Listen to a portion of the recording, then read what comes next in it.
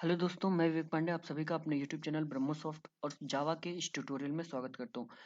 दोस्तों, आज के इस लेक्चर में हम ये समझेंगे सी प्लस प्लस और जावा में बेसिकली क्या डिफरेंस है और साथ ही साथ हम जावा के फर्स्ट प्रोग्राम को बना करके उसके एक्सप्लेनेशन को समझेंगे। तो चलिए हम आगे बढ़ते हैं और समझते हैं जो आज का हमारा टॉपिक है।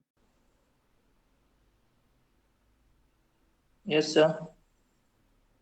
चलो मैं कुछ सोच रहा हूँ कि इसमें चलो ठीक है। वो केस सेंसिटिव लैंग्वेज था, सी प्रोग्रामिंग लैंग्वेज। जावा भी ठीक उसी प्रकार से केस सेंसिटिव लैंग्वेज है। ठीक है, अगर हम जावा की बात करें तो जावा भी कैसी लैंग्वेज है, केस सेंसिटिव लैंग्वेज है। ये सभी को याद करके रखना है। ठीक है, आज का जो बेसिकली हमारा टॉपिक है बहुत ही इंपॉर्टेंट टॉपिक है। ठीक है, जो हर बार एग्जाम में पूछा हुआ है पिछली बार को छोड़ करके, तो इस बार चांसेस भी ज़्यादा हैं आने के लिए। ठीक है, अब ये मत बोलना सर ऑब्जेक्टिव क्वेश्चन आने वाले हैं इस बार, तो वो बात की बात है। ठीक है, ऑब्जेक्टिव क्वेश्चन आएंगे, लेकिन इसका मतलब ये नहीं है कि जो टॉपिक हम लोग डिस्कस कर रहे हैं उससे अलग आएंगे। राइट, जितने भी टॉपिक हम लोग डिस्कस कर रहे हैं उससे ही आएंगे, कोई इससे अलग नहीं आएंगे। ठीक है, तो आज का जो बेसिकली हमारा टॉपिक है वो मैं तो बता रहा हूँ टॉपिक कौन सा है, उसको आप ही लोग बताएंगे। ठीक है, उसको मैं नहीं समझाने वाला हूँ, क्योंकि जितने दो दो तीन दिन 4 दिन जो भी अपनी क्लास चली जावा की, उसमें हम लोगों ने ऑलरेडी सीखा हुआ है जावा के बारे में। बेसिक्स तो जान ही गए कि जावा है क्या, हमको क्यों बनानी है, किस तरीके की प्रोग्रामिंग इस पर हम कर सकते हैं। राइट, तो आज का जो बेसिकली हमारा टॉपिक है वो ये है difference between C plus plus and जावा।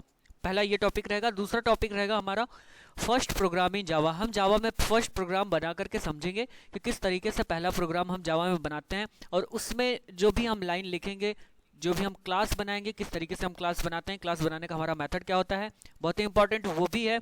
अच्छा, इंपॉर्टेंट किस लिए है, जो हम हमारा दूसरा जो टॉपिक होगा उसको हम इंपॉर्टेंट इसलिए बोल रहे हैं क्योंकि आगे आने वाली जितने भी प्रोग्राम हम लोग जावा के अंदर बनाएंगे, जावा टेक्नोलॉजी का यूज करके जितने भी प्रोग्राम बनाएंगे, वो सभी के सभी इसी फर्स्ट प्रोग्राम पे बेस्ड रहेंगे। राइट, ऑब्वियसली फर्स्ट प्रोग्राम पे बेस्ड रहेंगे, क्योंकि बेसिक्स जो है ना आपका, वो यहीं से स्ट्रॉन्ग होने वाला है। जो बेसिक्स का जो डाउट है वो यहीं से क्लियर होने वाला है, या फिर ये कहें कि बेसिक्स आपका पूरा यहीं से क्लियर होने वाला है। ठीक है, तो वो हमारा एक्चुअली नेक्स्ट टॉपिक है, वो हमारा नेक्स्ट टॉपिक है फर्स्ट प्रोग्राम इन जावा। उससे पहले हम लोग पढ़ेंगे difference between C plus plus and Java. ठीक है, उसके बारे में हम लोग समझेंगे। तो आप लोग मुझे बताइए, सी मैं पहले लिख देता हूँ, उसके बाद फिर मैं लिखते हुए चलूंगा जो जो आप लोग बोलते जाएंगे। ठीक है, सबसे पहले मैं इधर लिख देता हूँ सी। ठीक है, एक सेकंड।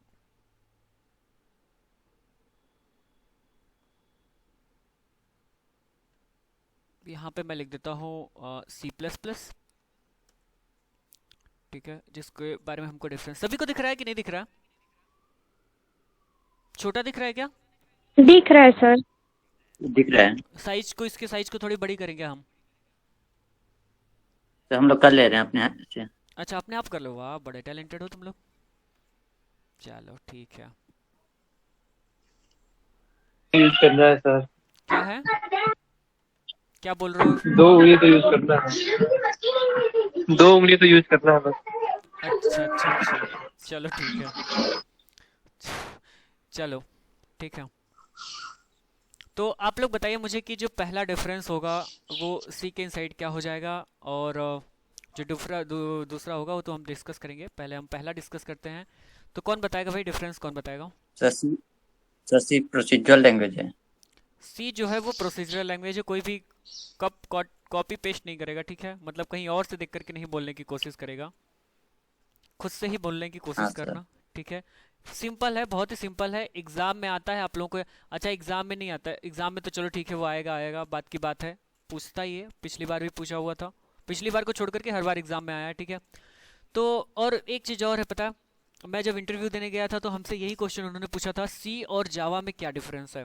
ठीक है, उन्होंने, उनका पहला ये क्वेश्चन था जो जावा के बेसिस पे उन्होंने सर क्वेश्चन पूछा था, जावा ऑब्जेक्ट ओरिएंटेड प्रोग्रामिंग लैंग्वेज है। है ना। तो पहला जो है वो कौन से कॉन्सेप्ट को फॉलो करता है, हम ऐसा लिख सकते हैं क्या, सी इज ऑब्जेक्ट ओरिएंटेड प्रोग्रामिंग लिख सकते, सॉरी सी कौन सी लैंग्वेज है, एक एक तो इन लोगों का ये देखो प्रोसीजरल अभी अभी सो के उठ रहे हैं क्या ये सब। थोड़ा सा बीच में ना डाइवर्ट हो जाता हूँ मैं, अभी एक एक ज्वाइन करने लगते हैं तो उनको एक्सेप्ट करने में खैर कोई दिक्कत नहीं। चलो, सी इज पीओपी बेस्ड लैंग्वेज लिख सकते हैं क्या? सी इज पीओपी बेस्ड लैंग्वेज बोल सकते हैं क्या? पीओपी लैंग्वेज भी लिख दो, कोई दिक्कत? ठीक नो है, sir. C is POP language, ठीक है। और अगर हम सी प्लस प्लस की बात करें तो सी प्लस प्लस कौन सी लैंग्वेज है? आप ऑब्जेक्ट ओरिएंटेड प्रोग्रामिंग। बाकी लोग बताओ, पता है बाकी लोगों को सी प्लस प्लस कौन सी लैंग्वेज है? प्रोसीजर ओरिएंटेड कितने लोगों को लगता है सर प्रोग्राम तो टर्बो सी प्लस प्लस पे ही करते हैं ना, पूरा तो वही सब कुछ है, तो फिर कैसे कह सकते हैं आप कि ये ऑब्जेक्ट ओरिएंटेड प्रोग्रामिंग है? वो तो प्रोसीजर ओरिएंटेड ही प्रोग्रामिंग हो सकती है। सर सर इसीलिए वॉइस क्लियर नहीं आ रही आपकी। आवाज क्लियर नहीं आ रही है संदीप, तुम नेटवर्क में जाओ। बाकी लोगों को आवाज क्लियर आ रही है, मैं भी कनेक्ट करके रखा हूँ, मेरी भी आवाज सुनाई दे रही है ना? वो आवाज प्रॉपर आ रही है मेरी? फंस रहा है सर। फंस रहा है? अभी क्लियर होगा? Yes sir. अभी क्लियर है ना? अभी क्लियर है सभी हाँ को? सर अभी ठीक। चलो, यस सर। तो सी प्लस प्लस भाई कौन सी लैंग्वेज है? हम तीनों में डिफरेंस देख रहे हैं, जो अभी सो के उठे हैं ना, अभी जो महारथी आए हुए हैं क्लास ज्वाइन किए हैं, उनके लिए मैं फिर से बता देता हूँ। आज का जो हमारा टॉपिक है वो ये देख रहे हैं, सी सी प्लस प्लस और जावा में क्या डिफरेंस है। और दूसरा टॉपिक होगा हमारा, हम पहले प्रोग्राम को बना करके डिस्कस करेंगे कि जावा में हम पहला प्रोग्राम किस तरीके से बनाते हैं और किस तरीके से हम उसको रन करने के हमारे क्या प्रोसेस होंगे, ठीक है। दूसरा टॉपिक है, तो हम सी प्लस प्लस के बारे में क्या लिख दें? C plus plus is object oriented और आप आप प्रोसीजरल दोनों।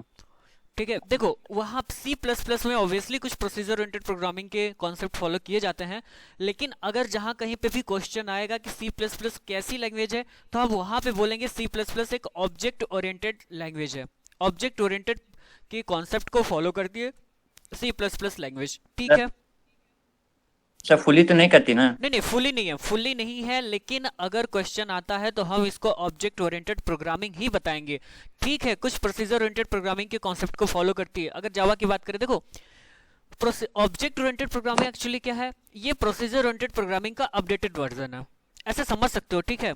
खुद के समझने के लिए ऐसा बोल सकते हो कि ऑब्जेक्ट ओरिएंटेड प्रोग्रामिंग प्रोसीजर का अपडेटेड वर्जन है, ठीक है। तो ऑब्वियसली अपडेटेड का मतलब क्या होता है? जो पिछले फीचर्स हैं वो तो फॉलो करेगा ही ना, साथ ही साथ कुछ जो नए फीचर्स होते हैं उसी को हम हो सकता है कि इस पूरे टेक्नोलॉजी को नाम बदल कर रख देते हैं, ठीक है। लेकिन इसका मतलब ये नहीं है कि हम पिछले टेक्नोलॉजी पे या पिछले किसी कॉन्सेप्ट पे बेस्ड है तो उसको दोनों बोलेंगे, ठीक है। तो सी प्लस प्लस के बारे में हम हमेशा और हमेशा बोलेंगे ये ऑब्जेक्ट ओरिएंटेड प्रोग्रामिंग के कॉन्सेप्ट को फॉलो करती है, या फिर ये कह सकते हैं C plus plus is object oriented programming based language. Clear है क्या इतना? Yes sir. ठीक है, सभी को क्लियर हो रहा है ना? Yes sir. चलो ठीक है। जावा के बारे में क्या बात है भाई? जावा क्या है? फुली ऑब्जेक्ट ओरिएंटेड है प्रोग्रामिंग। ना, हम जावा के बारे में ऑब्जेक्ट जावा के बारे में ये लिख सकते हैं क्या? Java is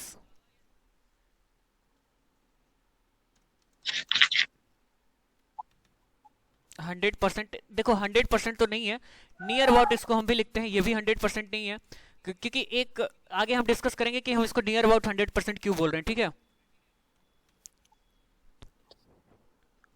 near about 100% object oriented programming language. हम नियर अबाउट क्यों बोल रहे हैं इसको हम थोड़ा आगे डिस्कस करेंगे, लेकिन अब आप बोल सकते हो fully object oriented programming language है, ठीक है।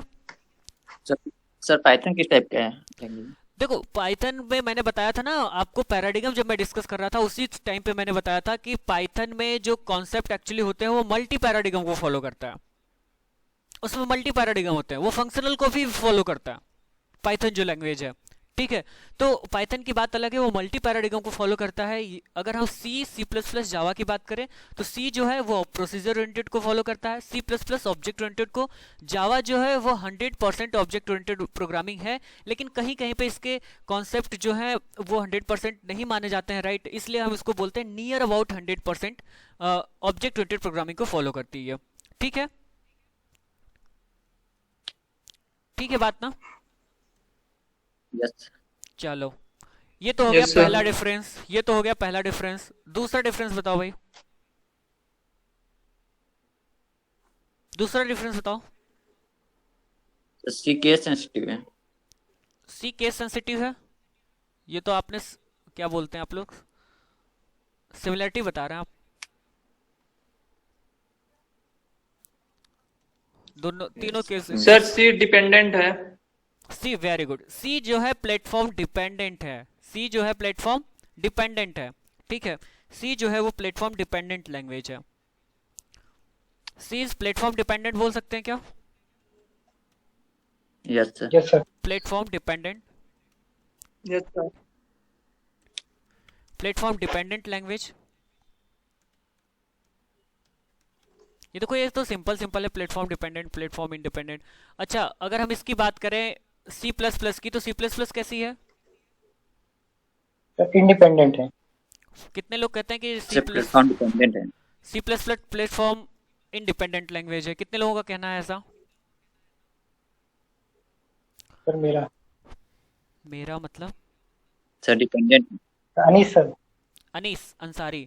प्लेटफॉर्म डिपेंडेंट है, मतलब कहना चाह रहे हो प्लेटफॉर्म इंडिपेंडेंट, इंडिपेंडेंट है। और बताओ यस सर। बाकी के बताओ। सर डिपेंडेंट है। मैं पढ़ा नहीं था इस बारे में। प्रसन्न रॉय, प्लेटफॉर्म डिपेंडेंट है कि इंडिपेंडेंट है? डिपेंडेंट है। डिपेंडेंट है। बाकी बताओ भाई, मयंक पांडे,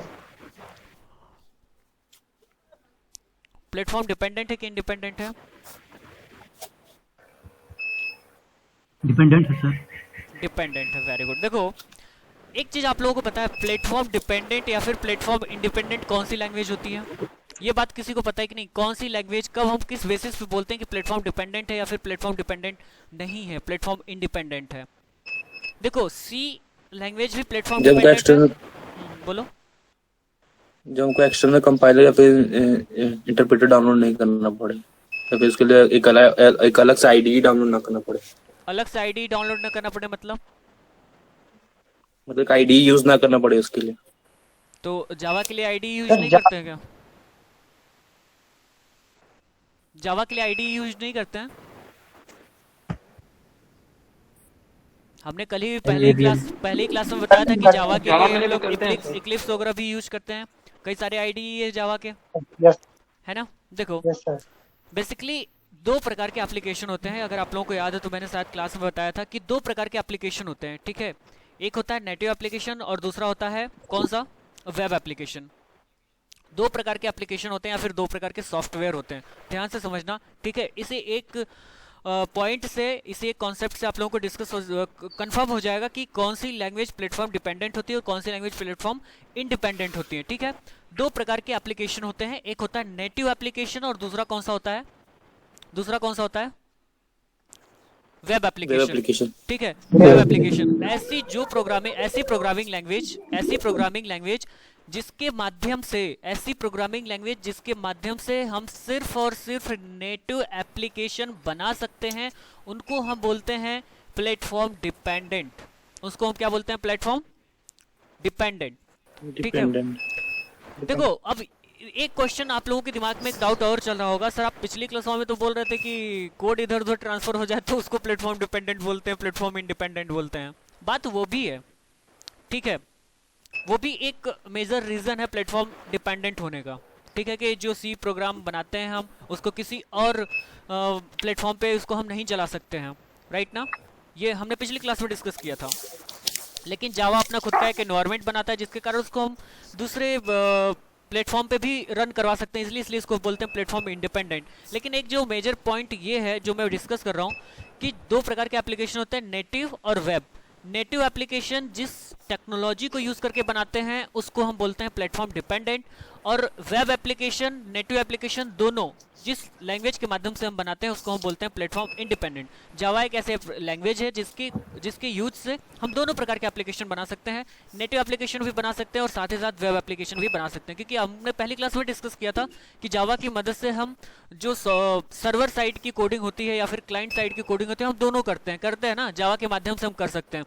तो इसलिए जिस लैंग्वेज के माध्यम से या फिर ये कहें जिस टेक्नोलॉजी के माध्यम से हम दोनों एप्लीकेशन बना लें, नेटिव भी बना लें और वेब भी बना लें, उसको हम बोलेंगे प्लेटफॉर्म इंडिपेंडेंट, ठीक है। दो मेजर पॉइंट होते हैं किसी टेक्नोलॉजी को प्लेटफॉर्म डिपेंडेंट और इंडिपेंडेंट होने के। ये बात समझ में आई? पहला क्या एक ऐसा एनवायरनमेंट क्रिएट होता है। पहला पॉइंट क्या है प्लेटफॉर्म डिपेंडेंट होने का? कि उसका जो कोड होता है उसको हम किसी और प्लेटफॉर्म पर रन नहीं करवा सकते हैं, जिसके कारण लैंग्वेज जो होती है या फिर टेक्नोलॉजी जो होती है वो प्लेटफॉर्म डिपेंडेंट हो जाती है, ठीक है।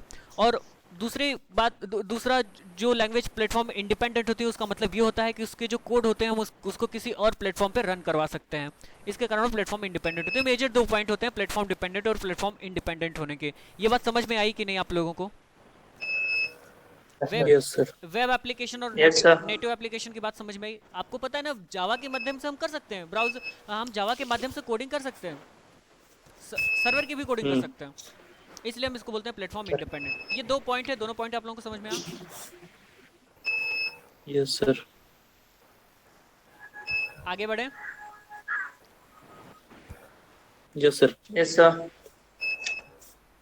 आगे हमको क्या बढ़ना है आप लोग बताओ कि तीसरा पॉइंट क्या हो जाएगा? मैंने सब सर हम लोग कोड एक चीज मैं आप लोगों को बता दूं कि यहाँ पे जितने भी पॉइंट मैं डिस्कस कर रहा हूँ ना ये सभी मैं बता चुका हूँ आप लोगों को, जावा में ही पढ़ा चुका हूँ मैं। ये प्रोसीजर ओरिएंटेड प्रोग्रामिंग को मैंने डिस्कस किया, ऑलरेडी डिस्कस कर चुका है कि प्रोसीजर ओरिएंटेड प्रोग्रामिंग क्या होती है, ऑब्जेक्ट ओरिएंटेड प्रोग्रामिंग क्या होती है, जावा ऑब्जेक्ट ओरिएंटेड प्रोग्रामिंग है, ये मैंने डिस्कस कर चुका है पहली क्लास में। दूसरा जो पॉइंट हुआ ना प्लेटफॉर्म डिपेंडेंट या फिर इंडिपेंडेंट की बात, ये भी हमने पिछली क्लास में ही डिस्कस कर चुका है ऑलरेडी, ठीक है। अब तीसरा पॉइंट आप लोग बताएं। तीसरा भी पॉइंट मैं ऑलरेडी डिस्कस कर चुका हूँ, तीसरा भी पॉइंट बताएं आप लोग। टोटल 7 डिफरेंस हम लोग देखेंगे, ठीक है। सी और सी प्लस प्लस जावा में 7 सफिशिएंट है, 7 डिफरेंस सफिशिएंट है, ठीक है। तीसरा पॉइंट बताएं आप लोग। कोड डायरेक्टली कोड को डायरेक्टली एग्जीक्यूट कर सकते हैं। कोड को डायरेक्टली एग्जीक्यूट कर सकते हैं मतलब? तो जावा में इनडायरेक्टली करते हैं क्या?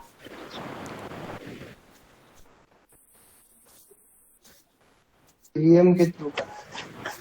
आप लोगों ने सी लैंग्वेज में कहीं पे इनहेरिटेंस सुना था? Yes sir. No sir. कौन बोल रहा है यस सर? कहाँ सुने थे यार? कहाँ सुने थे यार, बता दो इसको भी कहाँ सुना था।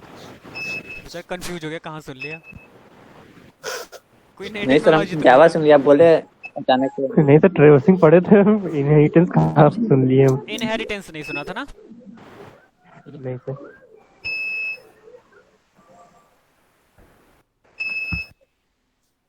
ठीक है, देखो सी लैंग्वेज जो है वो इनहेरिटेंस सपोर्ट नहीं करती है, ठीक है। सी लैंग्वेज जो है वो इनहेरिटेंस सपोर्ट नहीं करती है। और अगर सी प्लस प्लस अगर ऑब्जेक्ट ओरिएंटेड प्रोग्रामिंग है तो देखो मैं यहाँ पहला पॉइंट जो है यहाँ पे C plus plus is object oriented programming, ठीक है। और ऑब्जेक्ट ओरिएंटेड प्रोग्रामिंग के कॉन्सेप्ट को हम लोगों ने ऑलरेडी पढ़ चुका है, ऑब्जेक्ट ओरिएंटेड प्रोग्रामिंग के पिलर्स को ऑलरेडी हम लोगों ने डिस्कस कर चुका है, ठीक है। ऑब्जेक्ट ओरिएंटेड प्रोग्रामिंग का एक मेन पिलर होता है इनहेरिटेंस, कल की क्लास में हम लोगों ने देखा था, ठीक है। स्पीकर माइक थोड़ा सा ऑफ करके रखना कुछ लोग, ठीक है, जिसकी आवाज़ आ रही है। जब बोलना होगा तो आप लोग ऑन कर सकते हो, कोई दिक्कत नहीं है, ठीक है। चलो, अब बाकी लोग डिस्टर्ब हो जाते हैं, बोलते हैं क्या सर की तरफ से प्रॉब्लम है, ठीक है। चलो, जो सी प्लस प्लस है ये ऑब्जेक्ट ओरिएंटेड प्रोग्रामिंग है, तो आप लोग बताएं कि ये इनहेरिटेंस के कॉन्सेप्ट को फॉलो करता होगा कि नहीं। तो कभी मार सकते हैं, एक ऑप्शन है आप फॉलो लोगों के करता है पास। सर। हाँ, फॉलो करता है। ठीक है, बाकी लोगों को क्या लगता है? नहीं करता है सर। कौन बोल रहा है? नो आइडिया सर, पढ़े ही नहीं है। कौन बोलता है, कौन बोल रहा है नहीं करता है? मुझे उसका नाम जानना है। प्रसन्न रॉय। सर हम कैसी? नाम बताओ। सर पहले इनहेरिटेंस समझा दीजिए। बहुत सही है, कौन आ गया इनहेरिटेंस समझाने वाला?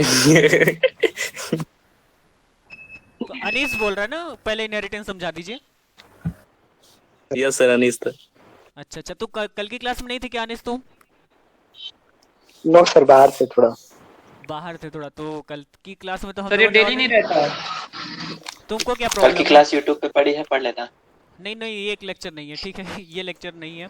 देखो इनहेरिटेंस का मतलब ये होता है जब एक किसी क्लास की प्रॉपर्टी को, देखो बाप बेटा की बात पिछली क्लास में हम लोगों ने बहुत डिस्कस किया था, ठीक है। सिंपल टर्म में ये समझना बस कि जब किसी एक क्लास की प्रॉपर्टी को कोई दूसरी क्लास एक्सेप्ट करती है या फिर फॉलो करती है तो उसको हम बोलते हैं इनहेरिटेंस का कॉन्सेप्ट, ठीक है। इतनी बात याद रखना, जब कोई एक क्लास की प्रॉपर्टी को दूसरी क्लास फॉलो करती है तो उसको हम बोलते हैं इनहेरिटेंस, ठीक है।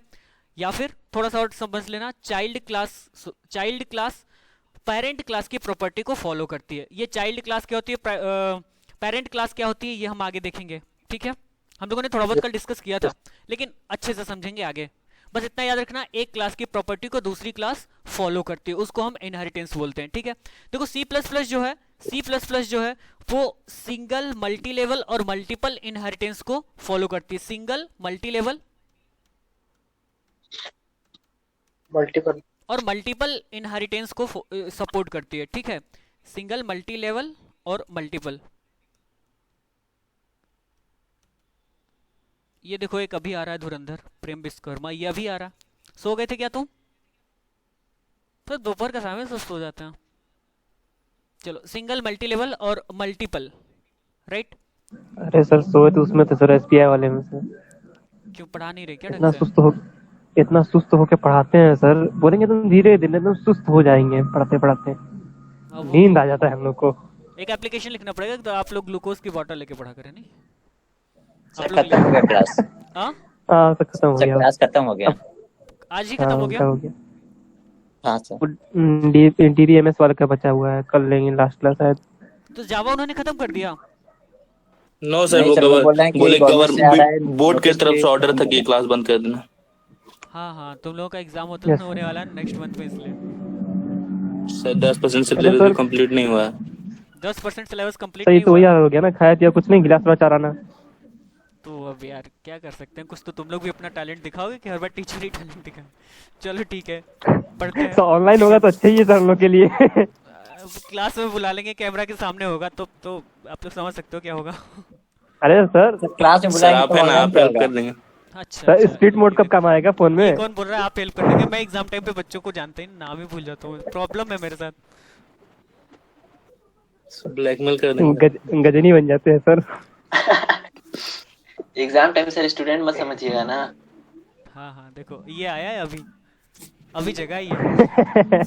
देखो जो जावा में होता है, ठीक है, जावा जो है वो, इधर ध्यान दो तुम लोग, ठीक है। बाकी एग्जाम बाद में, पहले पढ़ाई तो कर लो, उसके बाद एग्जाम पे फोकस करेंगे। एग्जाम के टाइम पे अपन पढ़ लेंगे, कोई दिक्कत नहीं है। पता है ना कि 10-15 क्वेश्चन लास्ट में बता दूंगा, उसको रट लेना, पास हो जाओगे। लेकिन अभी समझते चलो, इसका मतलब ये नहीं सब लेफ्ट हो जाओ अभी। सबके साथ प्रॉब्लम हो जाएगी, बताऊंगा ही नहीं मैं फिर, थैंक यू ठीक है। सर। और ऑब्जेक्टिव क्वेश्चन होंगे तो मैं उसकी भी प्रैक्टिस इतना करवा दूंगा आप लोगों को। पिछले एक्स्ट्रा क्लास ले लेके बता दूंगा, कोई दिक्कत नहीं, ऑनलाइन ही बता दूंगा। समझ में आ रहा है सभी को? ऑनलाइन समझ में आता है, कोई दिक्कत नहीं ना किसी को? No sir. नो सर, लेकिन नो नोट्स सर। नहीं भेजते हैं सर। हाँ, नोट्स नहीं भेजता। नोट्स नहीं भेजते। Yes sir. हाँ, नोट्स यार देखो, थोड़ा सा समझ रहे हो ना, क्लास इसके जस्ट बाद मेरी रहती है। कल मतलब 12 बजे, 12:30 बजे से, या फिर कभी कभी 11:40 से ही मेरा लेक्चर 5 बजे तक रहता है। अब 5 बजे तक लेक्चर लेने के बाद, इतना बोलने के बाद, पता है ना क्या हालत होती है। खैर चलो, तो मैं नोट्स कभी कभी नहीं भेज पाता हूँ, लेकिन प्रयास करूंगा। क्या देखो प्रॉब्लम क्या होती है ना, जैसे मैं अभी टाइप किया, इसके बाद इसको मैं हटा देता हूँ।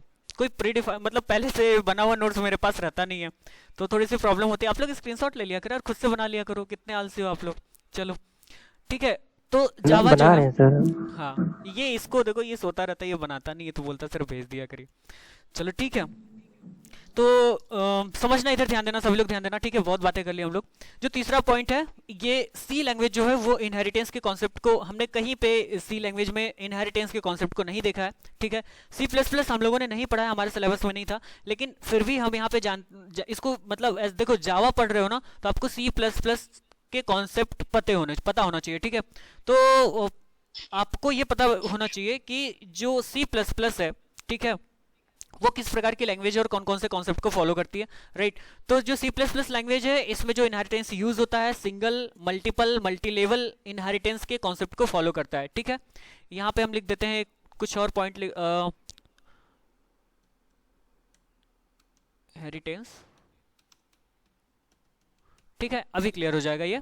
और ये देखो यहाँ पे देखो C++ थोड़ा सा समझना इधर, single, multi level, multiple inheritance को सपोर्ट करता है C++, ठीक है। जावा की अगर हम बात करें तो जावा जो है सिंगल, मल्टी लेवल, और यहाँ पे एक होता है हायरार्किकल, ठीक है। हायरार्किकल एक इंटरफेस होता है, सॉरी, एक इनहेरिटेंस होता है जिसको कि जावा फॉलो करता है, जावा सपोर्ट करता है, ठीक है। लेकिन यहाँ पे देखो, मैं मल्टीपल की बात नहीं कर रहा हूँ, राइट। यहाँ पे मैं मल्टीपल की बात नहीं कर रहा हूँ, तो इसका मतलब ये है कि जो जावा है, Java does not support multiple inheritance, ठीक है, इसको याद रखना है कि मल्टीपल इनहेरिटेंस जावा सपोर्ट नहीं करता है, ठीक है। यस मल्टीपल इनहेरिटेंस सपोर्ट नहीं करता, तो सर मल्टीपल इनहेरिटेंस की जगह पे क्या होता है, आगे एक टॉपिक है आप लोगों में इंटरफेस का, ठीक है, एक यूनिट है पूरा इंटरफेस को लेकर के। तो यहाँ पे हम मल्टीपल इनहेरिटेंस की जगह पे यहाँ पे हम यूज करेंगे क्या, इंटरफेस, ठीक है, इंटरफेस यूज करेंगे, ठीक है। एक सेकंड सर मैं क्लास ले रहा हूँ, अभी मैं करता हूँ कॉल आपको।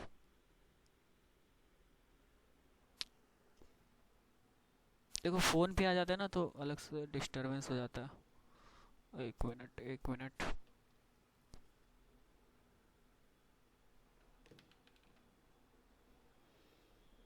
ठीक है, दिखाई दे रही है ना स्क्रीन आप लोगों को?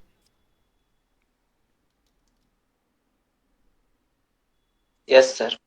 ठीक है, तो ये जो है जो जावा जो है सिंगल मल्टी लेवल हायरार्किकल और मल्टीपल इनहेरिटेंस को सपोर्ट नहीं करता है। तो इतनी बात आप लोगों को याद रखनी है। एक पॉइंट और यहीं पे बीच में मैंने बोला कि मल्टीपल इनहेरिटेंस की जगह पे इंटरफेस यहाँ पे यूज किया जाता है, ये बात आप लोगों को याद रखनी है। आगे जब इंटरफेस वाला टॉपिक अपन स्टार्ट करेंगे या फिर आगे कई ऐसे टॉपिक होंगे या फिर इनहेरिटेंस का ही जब टॉपिक हम स्टार्ट करेंगे तो उस टाइम पे आप लोगों को बताना होगा, ठीक है। मैं जब पूछूंगा तो आप लोगों को बताना पड़ेगा कि कौन सा मतलब मल्टीपल इनहेरिटेंस की जगह पे जावा में क्या यूज करते हैं, तो आप लोगों को बताना रहेगा कि इंटरफेस यूज करते हैं, याद रखना है आप लोगों को, ठीक है। तो ये तीन जो मैंने पॉइंट बताया तीनों के बारे में ऑलरेडी डिस्कस कर चुका है हमने, इनहेरिटेंस के बारे में डिस्कस कर चुका है। आई थिंक ये 3 पॉइंट तो 7 जन्म तक नहीं भूलने वाले, कि भूल जाओगे तुम लोग, भूल जाओगे? No sir. No sir. चलो अब नेक्स्ट देखते हैं सर एक मल्टी थ्रेडिंग भी होता है ना? हाँ, मल्टी थ्रेडिंग भी होता है। मल्टी थ्रेडिंग एक्चुअली एक अलग फीचर है, एक अलग कॉन्सेप्ट है मल्टी थ्रेडिंग का। हम उस पॉइंट पे आ रहे हैं, मल्टी थ्रेडिंग पे ही आ रहे हैं, ठीक है। अच्छा चलो मैं मल्टी थ्रेडिंग वाले में इसको मैं डिस्कस करूंगा। पिछली क्लास में भी हमने फीचर्स ऑफ जावा में भी मल्टी थ्रेडिंग को डिस्कस किया था थोड़ा बहुत, यहाँ पे भी फिर से डिस्कस कर दूंगा मैं, ठीक है। 4th पॉइंट क्या हो जाएगा भाई? 4 पॉइंट बताओ मुझे,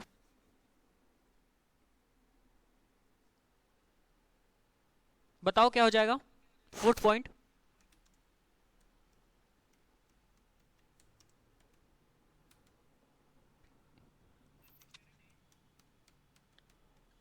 सर सिक्योरिटी। बोल दिया हमने, प्रोसीजर और ऑब्जेक्ट ओरिएंटेड, तो सिक्योरिटी तो ऑब्वियसली ऑब्जेक्ट ओरिएंटेड की अच्छी होगी। खैर ठीक है, सिक्योरिटी लिख सकते हैं एक पॉइंट। 7 के अलावा जो 8वां होगा तुम सिक्योरिटी वहां पे लिख देना, ठीक है, कोई दिक्कत नहीं। Sir easy to execute. ये इजी टू एग्जीक्यूट कौन बोल रहा है?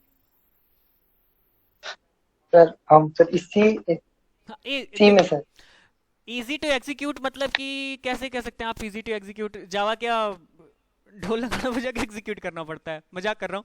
देखो इजी तो सबको एग्जीक्यूट हम कर लेते हैं, इजी एग्जीक्यूशन तो सब में होता है, ठीक है। हम आ रहे हैं उस टॉपिक पे भी थोड़ा सा कि इजी एग्जीक्यूशन का कोई मतलब नहीं होता है। देखो यहाँ पे जो है सी लैंग्वेज जो है वो कंपाइलर बेस्ड लैंग्वेज है, सही बोल रहा हूँ क्या मैं?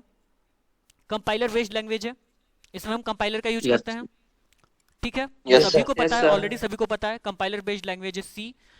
और अगर हम बात करें C++ की तो आप लोग ये अनुमान लगा सकते हैं, पढ़ा तो है नहीं C++, तो ये अनुमान लगा सकते हैं कि C++ जो है सर ये भी कंपाइलर बेस्ड है। ये भी कंपाइलर बेस्ड है। कंपाइलर। चलो तो फिर फालतू में मैं डिलीट कर रहा था, यहाँ पे C++ कर दूं मैं, ठीक है। चलो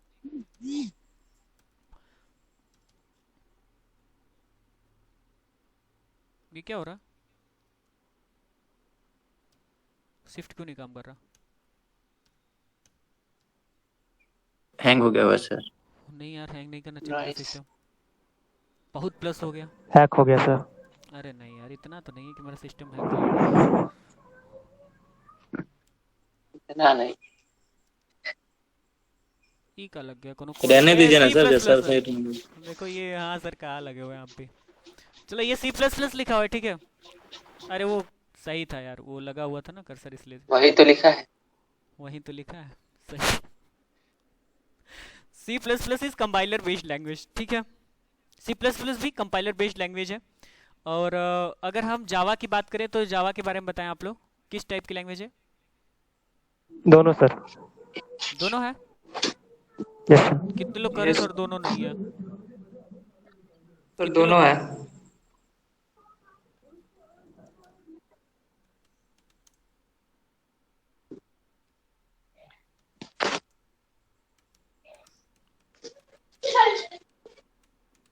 इंटरप्रेटर बेस्ड लैंग्वेज, सही है क्या?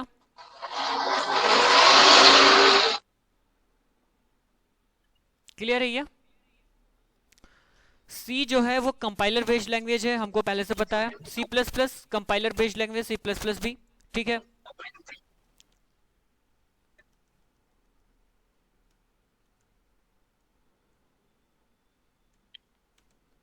Also compiler based language. Java जो है वो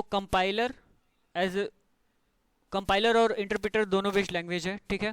जावा में हम क्या करते हैं, जावा के पहले कोडिंग जो करते हैं हम, जावा में जो भी कोडिंग करते हैं उसको कंपाइलर की मदद से कौन से कोड में बदलते हैं जावा के कोड को? बाइट कोड में बदलते हैं। उसके बाद फिर हम किसका यूज करते हैं? जेवीएम का। नहीं, वो JVM एक मैंने बताया उसमें कंपाइलर होता है, जस्ट इन कंपाइलर जिसका नाम होता है, याद है? जस्ट इन कंपाइलर जिसको हम इंटरप्रेटर बोलते हैं। नहीं याद है। सब भूल गए। पहले क्लास में मैं जब उसको डिस्कस कर रहा था ना, उसी टाइम पे मैं बताया था कि इसमें ना देखो सर जेवीएम मैं के पहली साथ क्लास में गया था। तो तुम्हारी प्रॉब्लम है इसमें बेटा, सर का क्या गलती है? ठीक है। तो सबका प्रॉब्लम भी तुम लोगों के पास है, सबका सोल्यूशन भी तुम लोगों के पास है। मैं सोचता हूँ मैं चुप हो जाऊँ, तुम ही लोग आपस में डिस्कस करते रहो, फिर उसका जो टाइम बचेगा मैं पढ़ा लूंगा, ठीक है। चलो देखो, जावा की अगर बात कर रहे हैं हम, तो जावा में जो कोड पहले हम बनाते हैं, ठीक है, जावा का एक्सटेंशन .जावा रखते हैं, ये सभी को पता है, ठीक है। उसके बाद हम जावा के कोड को क्या करते हैं, सबसे पहले कंपाइलर की मदद से हम उसको बाइट कोड में कन्वर्ट करते हैं, फिर बाइट कोड को इंटरप्रेटर के माध्यम से हम मशीन कोड में बदलते हैं, ठीक है। ये पॉइंट आप लोगों को याद रखना है कि जो बाइट कोड होता है उसको हम किसके माध्यम से, इंटरप्रेटर के माध्यम से मशीन कोड में बदलते हैं। ये पॉइंट क्लियर है इतना क्या? यस यस चलो ये चारों पॉइंट तो भूलोगे नहीं तुम लोग, कि भूल जाओगे? नो याद रहेगा सर। एक तो बोल रहा है कि सर भरोसा नहीं है, भूल जाएंगे कि क्या करेंगे। खुद पे भरोसा नहीं है। सर थर्ड बता दीजिए। थर्ड फिर से बता दें, अभी आगे बढ़ रहे हैं ना, तो पूरा फिर से बताएंगे, तुम टेंशन मत लो। फिफ्थ बताओ भाई, फिफ्थ क्या हो सकती है डिफरेंस? सर बोलो। ये बोले कि आप बाइट कोड बनने के बाद इंटरप्रेटर यूज करेंगे मशीन लैंग्वेज बनाने के लिए, हाँ। तो सर जेवीएम कब यूज करेंगे? देखो जेवीएम यूज एक्चुअली नहीं होता है, अभी हम समझेंगे उसके कोड को, ठीक है। देखो जेवीएम चलता है और जेवीएम चलने के दौरान कई सारे काम एग्जीक्यूट होते हैं, ठीक है। मैंने बताया ना कि जेवीएम एक ऐसी मशीन है, एक ऐसा सॉफ्टवेयर है जो एग्जीक्यूशन के दौरान चलता है, ठीक है। एग्जीक्यूशन के दौरान चलता है तो खुद नहीं चलता है, वो इंटरप्रेटर को चलाता है, ठीक है। वो एनवायरनमेंट क्रिएट करता है और जेवीएम साथ ही साथ एनवायरनमेंट क्रिएट करता ही है, उसी के टाइम पे गार्बेज कलेक्टर भी चलता है। तो कई सारे ऐसे सॉफ्टवेयर है जिसको जेवीएम चलाने का काम करता है, वो बॉस है, ठीक है। वो क्या है, बॉस मतलब कि इस तरह जैसे हाँ इंटरप्रेटर और गार्बेज कलेक्टर ये सब तो इसके पार्ट हो गए ना सर? जेवीएम के देखो मैनेज करने Yes, का sir. काम करता है, ऐसे बोल सकते हो कि जेवीएम जो है, जेवीएम जावा वर्चुअल मशीन जो है, वो सभी को मैनेज करने का काम करती है। इंटरप्रेटर या फिर गार्बेज कलेक्टर, ये सभी जो है, या फिर जो भी एनवायरनमेंट क्रिएट होता है, ये पूरा मैनेज करने का काम करता है जेवीएम, ठीक है। जेवीएम के मदद से देखो, एक ये यहाँ पे गलत हो जाएंगे कि अगर हम ये बोले कि जेवीएम की मदद से बाइट कोड को मशीन कोड में बदलते हैं, तो ये कहीं ना कहीं थोड़ा सा आप लोग गलत हो सकते हैं, ठीक है। लेकिन अगर आप ये बोलेंगे कि इंटरप्रेटर के माध्यम से बाइट कोड को मशीन कोड में बदलते हैं, तो ये 100% आपका आंसर सही होगा। बात समझ में आई क्या? मतलब मेन इंटरप्रेटर ही काम करता है जो बाइट कोड को बदलता है, किस भाषा में? मशीन भाषा में, ठीक है। अभी हम ये और अच्छे से क्लियर होगा, अभी जब फर्स्ट प्रोग्राम देखेंगे ना, तो उसको हम एग्जीक्यूट करके भी देखेंगे कि क्या चल रहा है, कब चल रहा है, कहाँ से चल रहा है, वो सभी देखेंगे हम लोग, ठीक है। आज का टॉपिक तो ऊपर से नहीं जा रहा ना, कल बोले सर पूरा टॉपिक ऊपर से जा रहा है। No sir. चलो ठीक है। जेवीएम को ये बोल सकते हैं अभी, हाँ the function of Java virtual machine is the two execute the byte code produced by the compiler. हाँ बिल्कुल बोल सकते हैं भाई। जावा कंपाइलर के माध्यम से, जो जावा सी कंपाइलर होता है, हम अभी इसको देखेंगे, ठीक है, कि यहाँ पे कंपाइलर का नाम क्या होता है। देखो जावा में जो कंपाइलर यूज किया जाता है उसका नाम होता है जावा सी, ठीक है। जावा सी के माध्यम से, जावा सी जो कंपाइलर है उसके माध्यम से जो फाइल मिलती है हमको, जिसको हम बाइट कोड बोलते हैं, उसी के माध्यम से हम मशीन कोड में बदलते हैं, ठीक है। तो एक्चुअली कन्वर्ट करने का काम जो ट्रांसलेटर होता है वो इंटरप्रेटर ही होता है, ठीक है बात।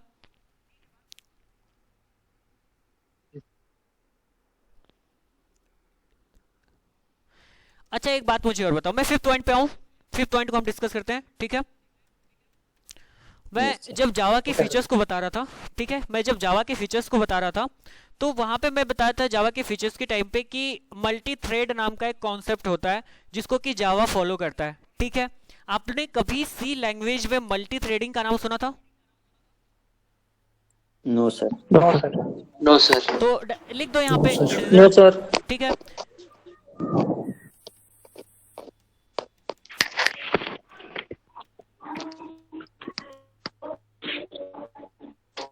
आपने सी लैंग्वेज में इंटरफेस का भी नाम नहीं सुना होगा ना?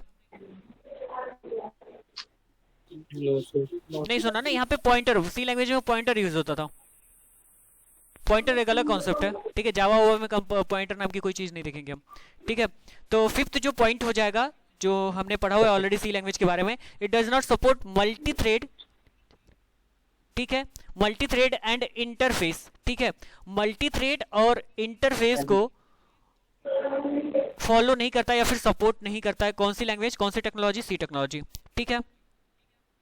अगर हम C++ की बात करें तो सेम C++ इसी का भाई है, ठीक है। ये भी सपोर्ट नहीं करता है मल्टी थ्रेड और इंटरफेस जो है ये C++ भी सपोर्ट नहीं करता है।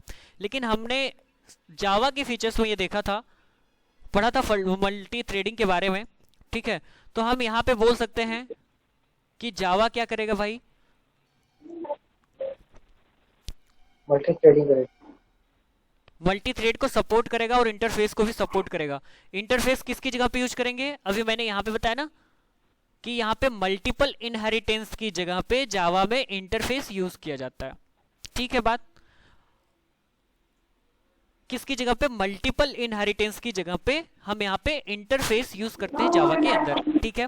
तो एक बात ये है कि जावा जो है वो मल्टी थ्रेड और इंटरफेस दोनों के कॉन्सेप्ट को फॉलो करेगा या फिर दोनों को सपोर्ट करेगा।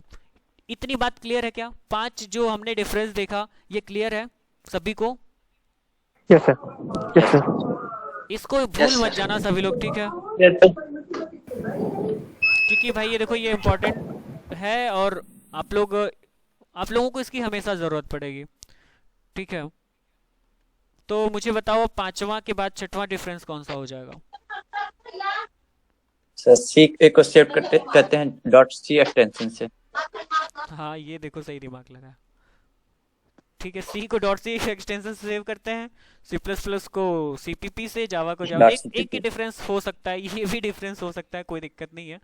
चलो खैर एक और टेक्निकल लिख लेना इसको भी, कोई दिक्कत नहीं है। इसको 9th वाला में ऐड कर लेना। 9th वाले में ऐड कर लेना। सिक्योर कर। हाँ सिक्योरिटी तो ठीक है, कोई दिक्कत नहीं है। देखो आपने कहीं पे सी लैंग्वेज के, देखो मैं क्या बोला कि जावा, देखो मैं पूरे पॉइंट को कोरिलेट करूंगा। ये जो मैं डिस्कशन कर रहा हूँ ना, ये मेरा डिस्कशन नहीं, ये आप लोगों का था। ये पूरा आप लोगों को बताना था, लेकिन मैं ही बताते जा रहा हूँ, ठीक, क्योंकि मैं पूरा डिस्कस कर चुका इसके बारे में। आप लोग बताओ नहीं डिस्कस किया क्या? सभी डिस्कस कर चुका हूँ मैं, आप लोगों को बस याद दिला रहा हूँ मैं। हम ही लोग तो बता रहे सर। ओ हम ही लोग बता रहे हैं, देखो बता के चुप हो गया। कौन बता रहा है?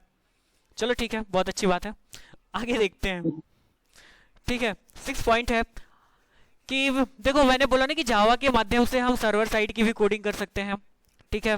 देखो सर्वर साइड की कोडिंग जहाँ पे आती है वहाँ पे हम डेटाबेस की भी बात कर सकते हैं, ठीक है। वहाँ पे हम डेटाबेस की भी बात कर सकते हैं। तो सी लैंग्वेज में कहीं पे हमने देखा था क्या? डेटाबेस? No sir. है ना? No, तो नो सर, डेटाबेस मैनेजमेंट नहीं है। ये एक मेजर डिफरेंस हो सकता है क्या C++ जावा में? Yes sir. ठीक है। और अगर हम C++ की बात करें तो C++ में भी हम डेटाबेस की कनेक्टिविटी नहीं कर सकते हैं, ठीक है। ठीक है, इसमें भी हम डेटाबेस की कनेक्टिविटी नहीं कर सकते हैं। सर मैंने सुना था जावा एज ए C++ होता है लाइक है, बट यहाँ पे सर C और C++ ज्यादा मैच कर रहे हैं। नहीं कॉन्सेप्ट देखो, हम जहाँ पे तुमने सुना होगा, ठीक है। एक्चुअली यहाँ पे देखो पहला पॉइंट देखो, C++ जो है ना वो ऑब्जेक्ट ओरिएंटेड प्रोग्रामिंग बेस्ड है, ठीक है। जावा भी ऑब्जेक्ट ओरिएंटेड प्रोग्रामिंग बेस्ड है, लेकिन इसमें कुछ फीचर्स ज्यादा हैं जावा में, राइट। यहाँ पे आप देखो जो ऑब्जेक्ट ओरिएंटेड प्रोग्रामिंग के कॉन्सेप्ट है ना उसको सी प्लस प्लस फॉलो करता है और उसी कॉन्सेप्ट को जावा भी फॉलो करता है, कुछ उसमें फीचर्स ज्यादा हैं, तो वहां पे आपने सिमिलरिटी देखा होगा सी प्लस प्लस और जावा में। ठीक है, आप ये जो डिफरेंस है जिसको हम डेटाबेस की कनेक्टिविटी या फिर दूसरे जो बता रहे हैं मल्टी थ्रेडिंग या फिर इंटरफेस, इससे आप मत देखो, इससे सी और सी प्लस प्लस ही सिमिलर हैं, राइट। अगर मैं ऑब्जेक्ट ओरिएंटेड प्रोग्रामिंग की बात करूं या फिर पैराडिगम की बात करूं तो पैराडिगम के माध्यम से या फिर पैराडिगम के नजरिए से सी प्लस प्लस और जावा ये दोनों ज्यादा रिलेटिव है। ठीक है, ओके सर। ज्यादा कनेक्ट है। और ये देखो जो सी प्लस प्लस है ये इसमें भी हम डेटाबेस की कनेक्टिविटी नहीं कर सकते हैं। जावा के बारे में क्या हो जाएगी बात? जावा में कर सकते हैं क्या? Yes sir. ठीक है, जावा में हम इसकी कनेक्टिविटी कर सकते हैं।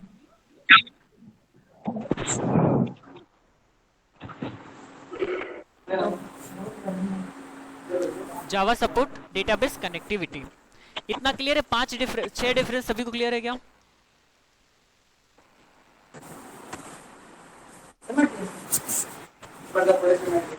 Yes sir. ठीक है बात इतना। चलो ये मैं पहला पॉइंट जो है इसको मैं डिलीट कर देता हूँ, ठीक है, और यहाँ पे हम लिख देते हैं 7वां पॉइंट। मैं पहले की जगह पे 7वां पॉइंट लिख देता हूँ, ठीक है।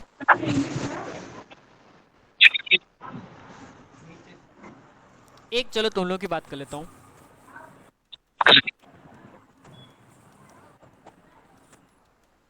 पॉइंटर सपोर्ट करता है C language? Yes sir. Yes sir. C plus plus क्या करता है?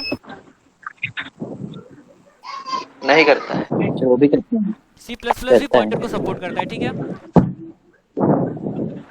मतलब सेम है, ठीक है।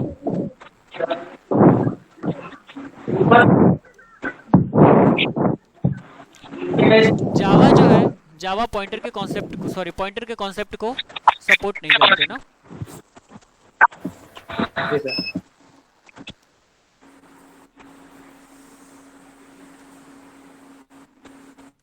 सपोर्ट, ठीक है। इतनी बातें हैं सी प्लस प्लस जावा के बारे में। बाकी आप लोग और भी कुछ ऐड कर सकते हो। बाकी जब आप आगे बढ़ोगे पढ़ते पढ़ते तो खुद ही समझ में आ जाएगा, ठीक है। तो ये इसमें कुछ सर बेसिक जावा पॉइंट में है। एक और पॉइंट लिख सकते हैं क्या? क्या लिख सकते हैं हम? सर जावा में रोबोट्स एक पॉइंट करके है रिलायबल के लिए, वो ऐड कर सकते हैं क्या? बिल्कुल ऐड कर सकते हैं, कोई दिक्कत नहीं है। देखो जो वही तो मैं बोल रहा हूँ कि अभी थोड़ा सा आगे जब बढ़ेंगे ना हम लोग जावा को पढ़ते पढ़ते तो कई सारे और डिफरेंस आपके सामने आएंगे कि अच्छा ये तो सी लैंग्वेज में होता नहीं था, ये सी प्लस प्लस में नहीं होता था, ये जावा एक्सेप्ट करता है। तो हम देखो यहाँ पे मैं बेसिक वही पॉइंट लिखा हूँ, 7 वही पॉइंट लिखा हूँ यहाँ पे डिफरेंस के। आप 7 डिफरेंस लिख सकते हो एग्जाम में, कोई दिक्कत नहीं, आप पास हो जाओगे, 5 में से 5 नंबर मिल जाएंगे आपको, ठीक है। लेकिन बात ये है कि मैं यहाँ पे जो 7 पॉइंट डिस्कस किया हूँ वही पॉइंट डिस्कस किया हूँ जिसके बारे में ऑलरेडी जिस टॉपिक को मैंने डिस्कस कर चुका है पिछली क्लास में, ठीक है। तो आगे जैसे जैसे बढ़ते जाएंगे अभी मैं कुछ और पॉइंट को डिस्कस करूंगा यहाँ पे, तो हो सकता है कि आप लोगों को समझने में प्रॉब्लम हो। तो मैं यहाँ पे 7 वही मेजर डिफरेंस डिस्कस किया हूँ जो आप लोगों को समझ में आए, ठीक है। ठीक है, इतना इसको लिख लिया आप लोगों ने? Yes sir. सभी लोगों ने लिख लिया इसको? सर जो Yes. रोबस्ट है सर वो तो गार्बेज कलेक्टर है ना सर, जेवीएम का। हाँ हाँ, रोबस्ट इसको बोलते हैं। एक्चुअली रोबस्ट से एक फीचर्स होता है इसलिए उसको हम बोलते हैं। गार्बेज कलेक्टर होने के कारण, जावा में गार्बेज कलेक्टर होने के कारण ही ये रोबस्ट टाइप की लैंग्वेज है, ठीक है। गार्बेज कलेक्टर भी एक मेन डिफरेंस है। यहाँ पे आप गार्बेज कलेक्टर के बारे में भी लिख सकते हो 8वां पॉइंट डाल करके, ठीक है। क्लियर है? इतना आगे बढ़े? सर हाँ जैसे कि हम लोग सी लैंग्वेज में वैल्यू इनिशिएट क्या बोलते हैं वैल्यू इनिशियलाइज करते थे, तो उससे पहले से कोई गार्बेज वैल्यू इनिशियलाइज रहती थी मेमोरी में वेरिएबल पे, तो सर जावा में भी ऐसा होता है? वही तो गार्बेज कलेक्टर का काम होता है। गार्बेज कलेक्टर है तो वो गार्बेज वैल्यू को पहले से कलेक्ट करके रख लेता है। मेमोरी को हमेशा फ्री रखता है वो। तो इसका मतलब सी मतलब सपोर्ट नहीं करता है इसको? गार्बेज कलेक्टर को कहीं पे गार्बेज कलेक्टर का नाम हमने सुना था सी लैंग्वेज में? कहीं पे नहीं पढ़ा नो सर। तब ठीक है, इसमें से किसी को किसी भी पॉइंट में किसी को डाउट है 1 से 7 तक में? आगे की बात नहीं कर रहा हूँ मैं, 8वां जो आगे पॉइंट होंगे उसकी बात नहीं कर रहा हूँ। इस 7 में बताओ किसी को कोई डाउट है क्या? नो आगे बढ़े। सर मल्टी थ्रेडिंग क्या होता है? Multi threading multi threading multi threading क्या मैंने होता बताया है? था ना पहले क्लास में, मल्टी थ्रेडिंग को मैंने समझाया था। देखो मल्टी थ्रेडिंग बेसिकली होता है कि किसी बड़े, देखो मैं सिंपल टर्म्स में समझाने की कोशिश कर रहा हूँ, किसी बड़े टास्क को छोटे छोटे टास्क में हम पार्टीशन कर देते हैं, ठीक है, उसके बाद उसको एक एक करके एग्जीक्यूट करवाते हैं, राइट। हमने एक एग्जांपल भी दिया था कि जैसे आपका प्रोसेसर जो होता है ना, प्रोसेसर जो होता है, आप एक ही साथ अगर कई सारे काम कर रहे हैं, म्यूजिक भी सुन रहे हैं, कुछ डाउनलोड भी कर रहे हैं, कुछ फाइल भी बना रहे हैं, ठीक है, तो ये क्या होता है, प्रोसेसर एक ही साथ तीनों काम को एग्जीक्यूट ना करके उसको थ्रेड में कन्वर्ट कर देता है। थ्रेड में कन्वर्ट कर देता है मतलब कि छोटे छोटे टास्क में कन्वर्ट कर देता है, और हम उसको मतलब प्रोसेसर उसको क्या करता है, छोटे छोटे टास्क में कन्वर्ट करने के बाद एक एक टास्क को एग्जीक्यूट करता है। एक्चुअली हमको क्या लगता है कि ये तीनों काम जो कर रहे हैं, डाउनलोड कर रहे हैं, म्यूजिक सुन रहे हैं, हम एक्सेल पे कोई फाइल बना रहे हैं, हमको ये लगता है कि ये तीनों काम एक साथ प्रोसेसर में हो रहे हैं, लेकिन ऐसा नहीं होता है। प्रोसेसर क्या करता है, उसको थ्रेड में कन्वर्ट कर देता है, मतलब छोटे छोटे टास्क में कन्वर्ट कर देता है। बात समझ में आई? छोटे छोटे टास्क में कन्वर्ट कर देता है, तो उससे ये लगता है, हमको लगता है कि वो तो चलो एक साथ तीनों टास्क एग्जीक्यूट हो रहा है, लेकिन ऐसा नहीं होता है। वो छोटे छोटे टास्क को एग्जीक्यूट पार्टीशन करने के बाद ही वो एक एक करके एग्जीक्यूट करने का काम करता है। क्लियर है इतना? बाकी मल्टी लोड भी कम पड़ता है CPU। हाँ ऑब्वियसली उससे लोड कम पड़ेगा, ठीक है। तो मल्टी थ्रेडिंग में अभी थोड़ा सा ठीक है, इतना याद रखो, लेकिन मल्टी थ्रेडिंग हम आगे समझेंगे और अच्छे से, राइट। बताओ कोई और पूछ रहा था क्या?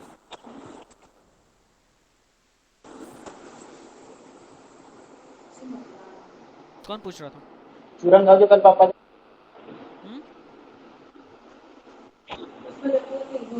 चलो आगे बढ़े। फिर आगे बढ़िए। चलो ठीक है आगे बढ़ते हैं। चलो तो ठीक है भाई, इतना तो सीरी मतलब हो गया। अब हम लोग शुभारंभ करते हैं अपने पहले प्रोग्राम को, ठीक है।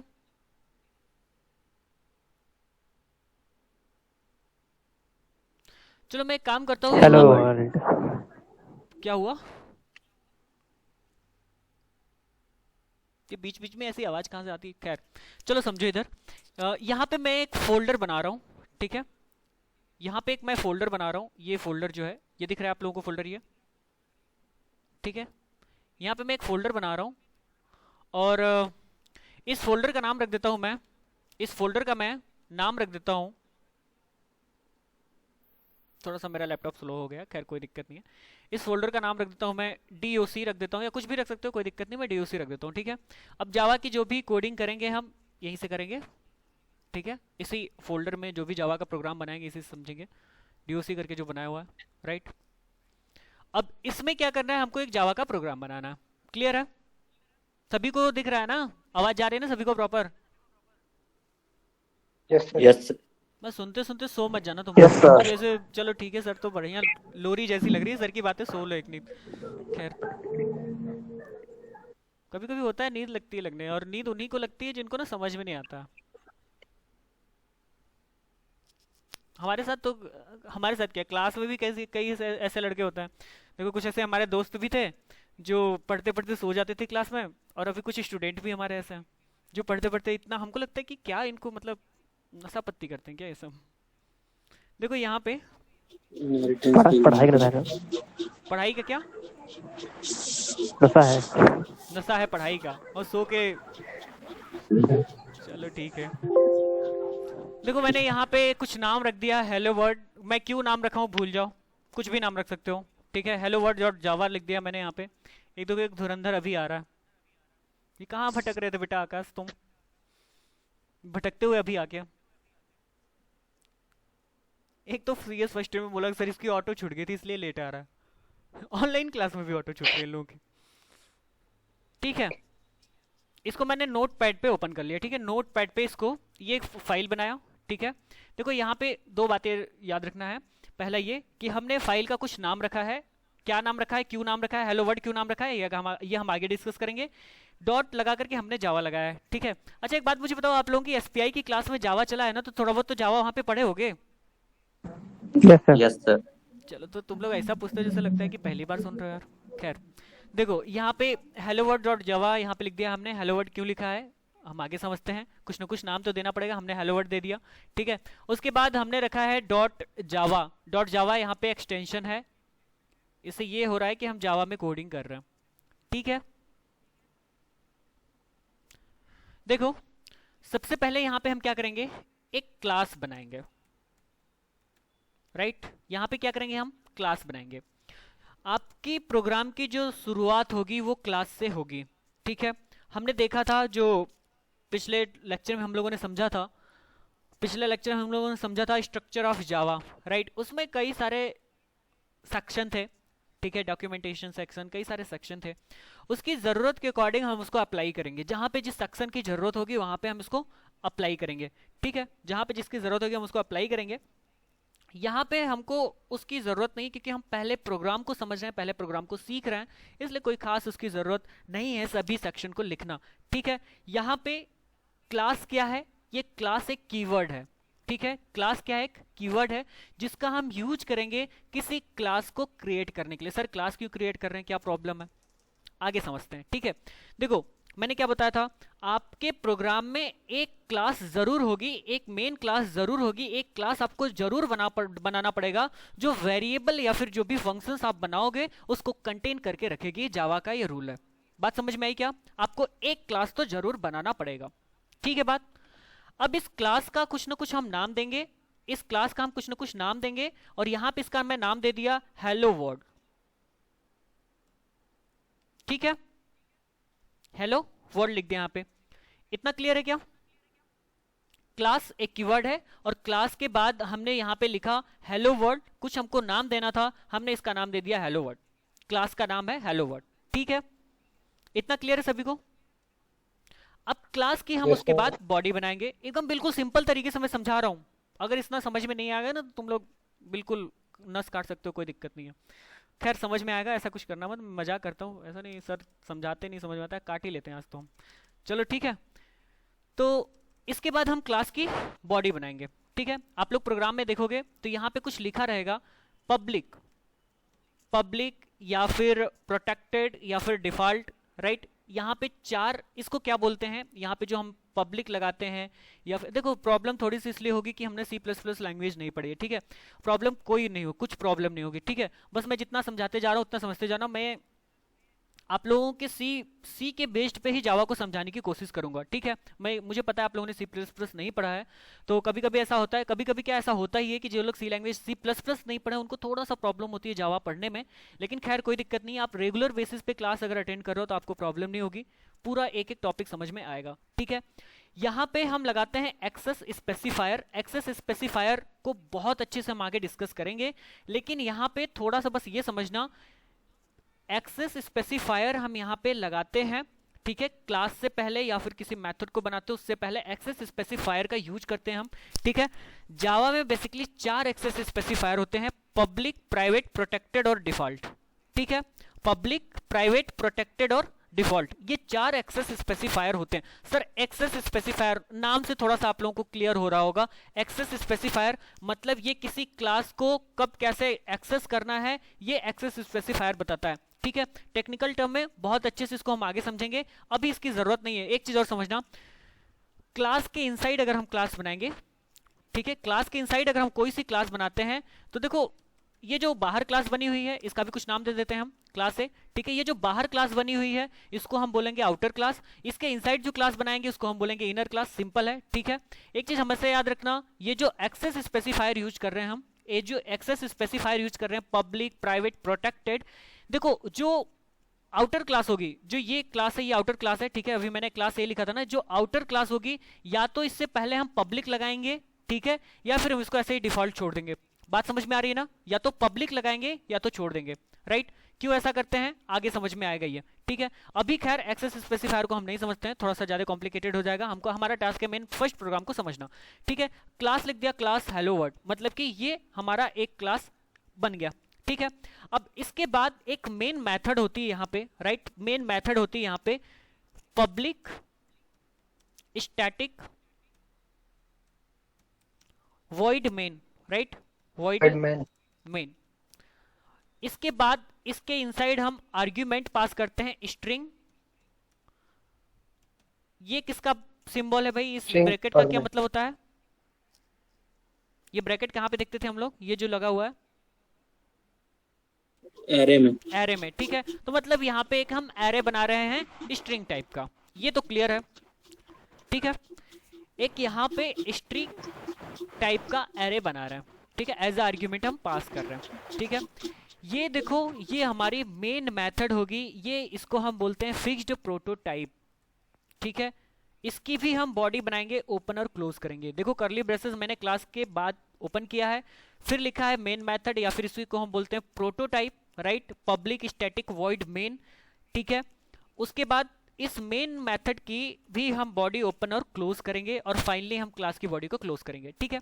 अब देखो समझना इसको थोड़ा सा, यहाँ पे हमने पब्लिक लगाया है। पब्लिक क्या है, क्या बताया मैंने अभी? क्लास से पहले भी पब्लिक लिखा था, यहाँ पे भी पब्लिक लिखा हूँ। पब्लिक का मतलब क्या बताया था अभी मैं थोड़ा सा डिस्कस किया था ना, public protected access specifier. Access specifier, ठीक है। देखो ये यहाँ पे हमने इस मेथड को, ये जो है ना, ये पूरी होल एक मेथड है, ठीक है। इस मेथड को हम पब्लिक बना रहे हैं, ठीक है। पब्लिक इसको इसलिए बना रहे हैं, ये हमेशा और हमेशा पब्लिक ही बनाएंगे। ये देखो एक चीज और समझना, ये आपको सभी प्रोग्राम में लिखना रहेगा। ये जो ब्लू दिख रहा है ना आपको, मेन मेथड जो पूरी दिख रही है, इसको मतलब समझ लो कि ये पूरे प्रोग्राम में आपको लिखना पड़ेगा, पूरे जावा के प्रोग्राम में, सभी प्रोग्राम में आपको लिखना पड़ेगा, ठीक है। इसको हम पब्लिक इसलिए बनाते हैं क्योंकि जेवीएम इसको कॉल कर सके, क्लास के इनसाइड से जेवीएम इसको कॉल कर सके, इसलिए इसको हम पब्लिक बनाते हैं, ठीक है बात। इसलिए इसको हम क्या बनाते हैं? पब्लिक बनाते हैं। बात समझ में आ रही है? Yes sir. सभी को क्लियर है ना? Yes sir. देखो ठीक है, अब इसके बाद समझना, यहाँ पे हमने स्टैटिक लगाया हुआ है। स्टैटिक क्या है? स्टैटिक एक कीवर्ड है, ठीक है। स्टैटिक क्या है? एक कीवर्ड है। देखो ये कीवर्ड। देखो एग्जाम में एक बार ये भी आ गया था, मेन प्रोटोटाइप जो है हमारा, जो फिक्स्ड प्रोटोटाइप, उसको समझाइए। जावा में जो मेन मेथड है उसको समझाइए, ठीक है। तो ये पूरे लाइन को आपको डिफाइन करना पड़ेगा। इंटरव्यू में पूछ देते हैं public static void main string arg जो आर्गुमेंट पास करते हैं, इस पूरे को समझाइए कि इसका क्या मतलब है। तो आपको क्लियर रहना चाहिए कि हम यहाँ पे पब्लिक क्यों लगाते हैं। पब्लिक इसलिए लगाते हैं कि जेवीएम जो है इसको, इस मेथड को कॉल कर सके, क्लास के इनसाइड से कॉल कर सके, ठीक है। स्टैटिक यहाँ पे कीवर्ड है, किसी भी, ध्यान से सुना मेरी बात, ठीक है। यहाँ पे जो मेन मेथड हम बना रहे हैं, ठीक है, ये जो अच्छा एक बात समझो ना, मेथड ऐसे समझो, ये मेन एक फंक्शन बना दिया हमने। मेन के बाद ये जो ब्रैकेट दिखता है उसको हम फंक्शन बोलते हैं क्या? भूल जाओ सब कुछ, याद रखो ये कि हम एक फंक्शन बना रहे हैं, ठीक है। पब्लिक इस फंक्शन को इसलिए बना रहे हैं, ठीक है, पब्लिक इस मेन फंक्शन को इसलिए बना रहे हैं क्योंकि जेवीएम इसको कॉल कर सके। हम इस फंक्शन को बनाते टाइम यहाँ पे स्टैटिक कीवर्ड का यूज कर रहे हैं। स्टैटिक कीवर्ड का यूज इसलिए कर रहे हैं क्योंकि अगर किसी मेथड को हमको जावा में कॉल करनी होती है, ध्यान से सुनना मेरी बात, अगर किसी मेथड को हमको जावा में कॉल करनी होती है तो उस मेथड को बिना ऑब्जेक्ट क्रिएट किए, उस क्लास, देखो क्लास के लिए हमको ऑब्जेक्ट क्रिएट करना पड़ेगा, उस ऑब्जेक्ट के माध्यम से हमको मेथड को या फिर फंक्शन को कॉल करना पड़ेगा। ये बात समझ में आई क्या? अगर आप ऑब्जेक्ट क्रिएट नहीं करते हो तो उस मेथड को बनाना पड़ेगा आपको स्टैटिक। अब इसके लिए, इस मेथड को कॉल करने के लिए आपको ऑब्जेक्ट क्रिएट करने की आवश्यकता नहीं पड़ेगी। ये बात क्लियर है क्या? स्टैटिक हम यहाँ पे इसलिए लगाए हैं कि हमको मेथड को कॉल करने के लिए, स्टैटिक हम यहाँ पे इसलिए लगाए हैं, ठीक है। स्टैटिक हम यहाँ पे, क्या मैसेज कर रहा है ये? स्टैटिक हम यहाँ पे इसलिए लगाए हैं, बोला सर उसका नेटवर्क प्रॉब्लम है तो अटेंडेंस लगा देना। अरे अटेंडेंस तो ऐसे ही हम लगा देंगे, कोई दिक्कत नहीं है। चलो ठीक है, ठीक है। तो यहाँ पे हम इसलिए यहाँ पे स्टैटिक लगाएंगे क्योंकि हमको ऑब्जेक्ट क्रिएट नहीं करना है, हम डायरेक्टली इस मेथड को कॉल कर सकते हैं, ठीक है। बात इतनी समझ में आई? स्टैटिक क्यों लगाएंगे? स्टैटिक एक कीवर्ड है, इसको लगाने का मतलब ये है कि स्टैटिक लगाने के बाद हमको इस मेथड को डायरेक्टली कॉल कर सकें बिना ऑब्जेक्ट क्रिएट किए, बिना ऑब्जेक्ट क्रिएट किए इसको हम कॉल कर सकें, ठीक है। बात यहाँ पे वॉइड हमने पहले सुना हुआ है। वॉइड क्यों लगाते हैं? यस सर, वॉइड सुना हुआ। क्यों लगाते हैं वॉइड? सर वो एम्प्टी मेन फंक्शन होता है। एम्प्टी मेन फंक्शन होता है। void जो डेटा जो फंक्शन कुछ भी रिटर्न नहीं करता वहां पे void सर ये यस सर है ना, यस सर जो जो data- डेटा जो रिटर्न नहीं function- करता जो फंक्शन किसी भी प्रकार का डेटा रिटर्न नहीं करता, हमने इंटीजर भी देखा था, Return int भी नहीं लिखते थे, करता। है ना, इंट भी लिखते थे, जो इंटीजर टाइप के डेटा को रिटर्न करता था वहां पे हम इंट लिखते थे, याद है आपको? जो इंटीजर टाइप के डेटा Yes, को sir. रिटर्न करता था उसको हम इंट लिखते थे, जहां पे कैरेक्टर टाइप के डेटा को रिटर्न करता था वहां पे हम char लिखते थे, केयर लिखते थे, ठीक है। और अगर कुछ भी डेटा रिटर्न नहीं करता था तो हम वहां पे void लिखते थे, ठीक है। तो पब्लिक स्टैटिक void मेन हमारा फंक्शन है जिसके लिए हम आर्ग्यूमेंट पास करेंगे, जिसके ये देखो ये ब्रैकेट लगा हुआ है, इस ब्रैकेट का मतलब ये होगा कि हम कुछ न कुछ आर्ग्यूमेंट पास कर रहे हैं और यहाँ पे हम आर्ग्यूमेंट के रूप में पास करेंगे स्ट्रिंग arg, ठीक है। एक बात और समझना, यहाँ पे क्लास क्रिएट करते टाइम समझना, ये जो क्लास हमने क्रिएट किया हुआ है यहाँ पे देखो h हमने कैपिटल लिखा है और w हमने यहाँ पे कैपिटल लिखा है, ठीक है। सी लैंग्वेज में हम लोगों ने देखा था कि किसी दो शब्द को ऐड करना होता था तो हम अंडरस्कोर लगा के ऐड करते थे, ठीक है। लेकिन जावा टेक्नोलॉजी में इन्होंने एक नया लॉन्च मतलब नया फीचर लेके आया है जिसको हम कैमल केस बोलते हैं, ठीक है। कौन सी केस बोलते हैं? कैमल केस, ठीक है। बात कैमल केस बोलते हैं। कैमल केस का मतलब ये होता है, कैमल केस का मतलब ये होता है अगर जितने शब्द हैं, अगर आप क्लास बना रहे हो, देखो यहाँ पे दो शब्द हैं, हेलो और वर्ल्ड, ठीक है, दो शब्द है ना, तो दो शब्द के लिए यहाँ पे दोनों को फर्स्ट लेटर कैपिटल हो, दोनों का फर्स्ट लेटर हम यहाँ पे कैपिटल कर दिए हैं, एच का हेलो का एच और वर्ल्ड का डब्ल्यू, ठीक है। तो दोनों इससे क्या हो गया, इससे एक क्लास बन गई है, ठीक है, और दोनों अलग अलग भी हो गए। तो देखो ऐसा हम क्यों कर रहे हैं, क्योंकि जो प्रीडिफाइंड क्लासेस हैं उसका बेसिकली फर्स्ट लेटर जो है वो कैपिटल ही है। तो हम ये बनाएंगे, जब कभी भी क्लास बनाएंगे तो हम ये ध्यान में जरूर रखेंगे कि जो क्लास का पहला लेटर हो वो कैपिटल हो। बात समझ में आ रही है? जब कभी भी हम क्लास क्रिएट करेंगे जावा में तो ये ध्यान रखेंगे कि क्लास का जो पहला लेटर होगा, जैसे हमने यहाँ पे एच को कैपिटल लिखा है, वो हमेशा और हमेशा कैपिटल रहेगा, ठीक है। अगर उसके बाद किसी दूसरे शब्द को आप उसमें जोड़ रहे हैं तो उसका भी पहला लेटर कैपिटल लिखेंगे, इसको हम कैमल केस बोलते हैं, ठीक है। याद रखोगे ना कैमल केस क्या होता है? सर यदि बीच में सर उसे स्पेस दे दी तो कैमल केस बोलते हैं या पास्कल बोलते हैं? कैमल केस बोलते हैं, ठीक है। देखो यहाँ पे एक चीज और समझना, यहाँ पे हमने स्ट्रिंग लिखा हुआ है ना, स्ट्रिंग में देखोगे एस जो है ये कैपिटल है, राइट। स्ट्रिंग में यस जो लिखा हुआ है ये कैपिटल है। सर हाँ सर क्लास क्रिएट करते समय अगर हेलो वर्ल्ड के बीच में, अगर हेलो और वर्ल्ड के बीच में स्पेस दे दिए तो? स्पेस क्यों दोगे? स्पेस यहाँ पे नहीं देना है ना।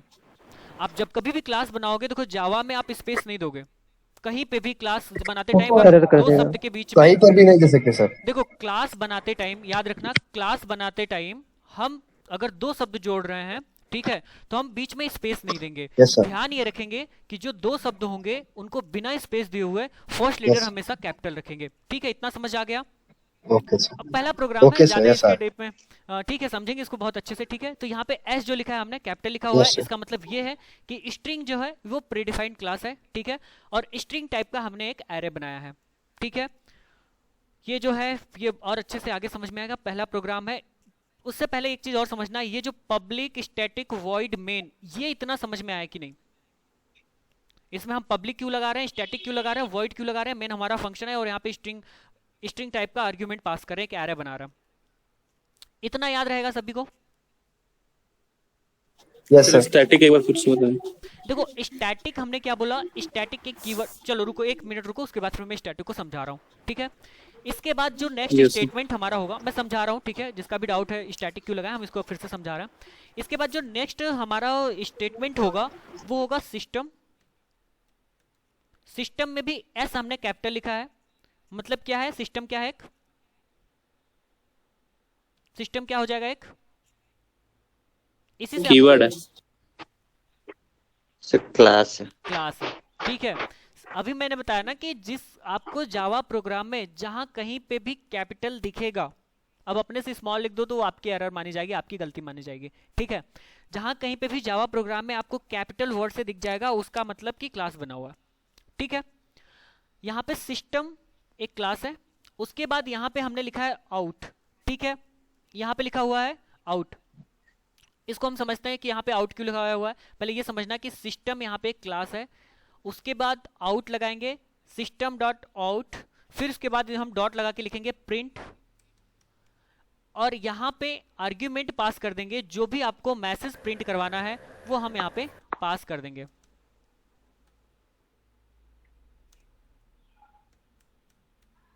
ठीक है, ये आपका पहला प्रोग्राम बनके कंप्लीट हो गया।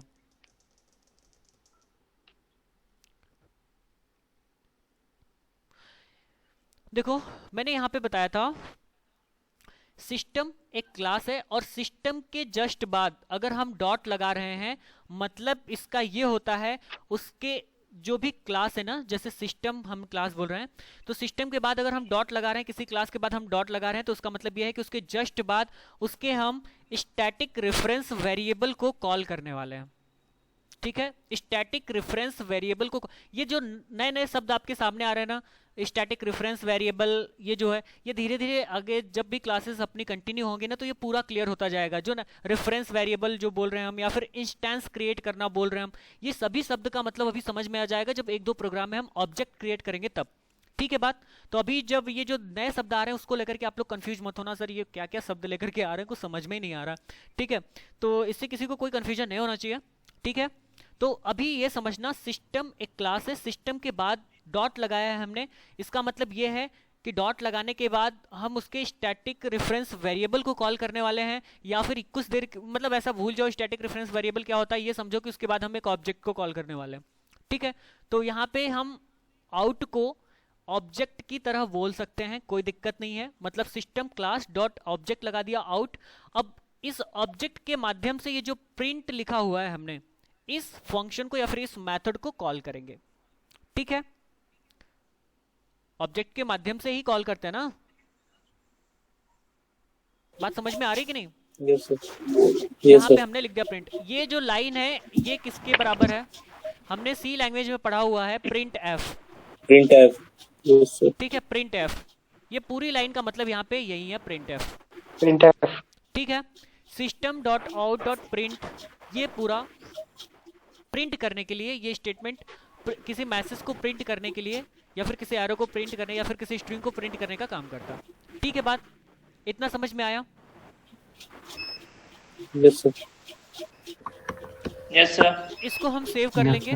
और देखो ये बात समझना, यहाँ पे हमने लिखा हुआ है हेलो वर्ल्ड डॉट जावा। ठीक है, यहाँ पे हमने लिखा है हेलो वर्ल्ड डॉट जावा। सर प्रिंट में एलन लगेगा ना? मत लगाओ, क्या दिक्कत है? देखो यहाँ पे एलन भी लगाते हैं नई लाइन जनरेट करने के लिए। ठीक है, यस सर, स्लैश एन के इक्वल है वो। बैकस्लैश एन लगा सकते हैं, कोई दिक्कत नहीं है। यहाँ पे भी लगा सकते हो, कोई दिक्कत नहीं है। प्रिंट एलन लगा लो, अच्छा लगता है तो कोई दिक्कत नहीं है। ठीक है, यहाँ पे हेलो वर्ल्ड हमने लिखा हुआ है। एक इंपॉर्टेंट बात है, यहाँ पे जिस नाम से क्लास बनाएंगे उसी नाम से फाइल को सेव करेंगे। जो हम मेन क्लास बना रहे हैं उसी के नाम से हम फाइल को सेव करेंगे। जो हमने फाइल को पहले सेव किया था स्टार्टिंग में, ठीक है, जो हमने फाइल को स्टार्टिंग में सेव किया था, हमने हेलो वर्ल्ड लिखा था, हेलो वर्ल्ड डॉट जावा। इसका मतलब ये है कि जो फाइल को हम सेव करेंगे वो मेन क्लास के नाम से सेव करेंगे। ठीक है, सेव कर लिया। अब हम आगे बढ़ते हैं, इसको एग्जीक्यूट करना है हमको। ठीक है, तो हम क्या करेंगे, कमांड प्रॉम्प्ट ओपन करेंगे। ठीक है, ये कमांड प्रॉम्प्ट ओपन हो गया है। कमांड प्रॉम्प्ट ओपन होने से पहले एक चीज और मैं आप लोगों को दिखाऊं। एक सेकंड बस।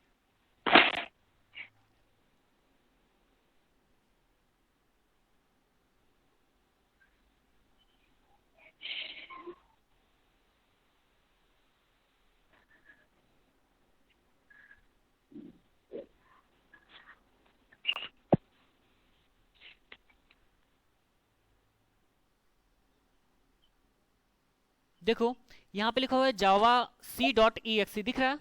जावा सी डॉट ई एक्सी दिख रहा है ना? Yes sir. Yes sir. ये यहाँ पे जावा सी जो है ये कंपाइलर है जो ऑटोमेटिक जब हम जेडीके इंस्टॉल करते हैं तो हमारे सिस्टम में इंस्टॉल होता है। ठीक है, ये दिख रहा है ना यहाँ पे जावा सी डॉट ई एक्सी, मतलब कि ये क्या है, कंपाइलर है। इसी के जस्ट ऊपर दिख रहा है जावा डॉट ई एक्सी, दिख रहा है ना? Java dot exe, yes sir. ये है एप्लीकेशन लॉन्चर। एप्लीकेशन लॉन्चर ये है जावा। मतलब ये जो कंपाइलर है जावा सी, उसी के नाम से अब यहाँ पे आ जाते हैं हम। सबसे पहले हम उस फाइल में जाएंगे, उस फाइल में जाएंगे। किस नाम से फाइल बनाया था हमने? डीओसी के नाम से बनाया था। अरे डेस्कटॉप पे बनाया था ना अभी, जहाँ पे सी प्रोग्राम बना है, ये डीओसी, ठीक है। Yes sir. Yes sir. तो हम सबसे पहले वहाँ पे जाएंगे। डेस्कटॉप पे हमारा डीओसी के नाम से फोल्डर बना हुआ है, ठीक है। डीओसी का हो गया, डीओसी के इनसाइड हम इंटर कर गए। अब देखो वहाँ पे क्या करेंगे, इसके अंदर एक फाइल बनी हुई है, उस फाइल को भी ओपन करके हम रखते हैं ताकि अच्छे समझ में आए। ठीक हो गया, एक सेकंड बस, मैं फिर से ओपन कर लेता हूँ उसको।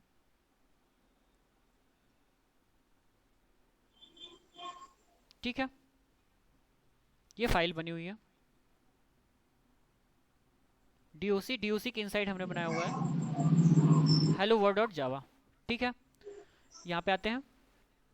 अब देखो सबसे पहले हम प्रोग्राम को कंपाइल करेंगे, किसके माध्यम से? जो हमारा कंपाइलर है जावा सी, दिख रहा है सभी को? जावा सी हमने लिखा हुआ है यहाँ पे, ठीक है। अरे बोलो ना। Yes sir. ठीक है, जावा सी यहाँ पे हमने जो कंपाइलर उसको हमने कॉल किया यहाँ पे जावा सी। उसके बाद हमको फाइल का नाम लिखना है